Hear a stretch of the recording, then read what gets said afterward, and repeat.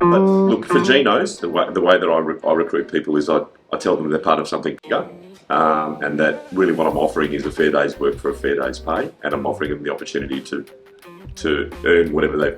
require to earn to make themselves happy and feed their families. At the end of the day, the time passes very quickly at Genos because of the amount of work that we've got, how busy we are.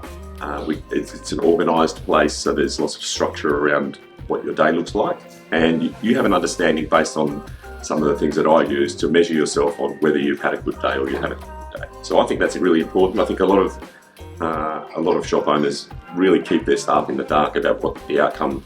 that's expected, and so they just say do your best or work really hard, and I don't think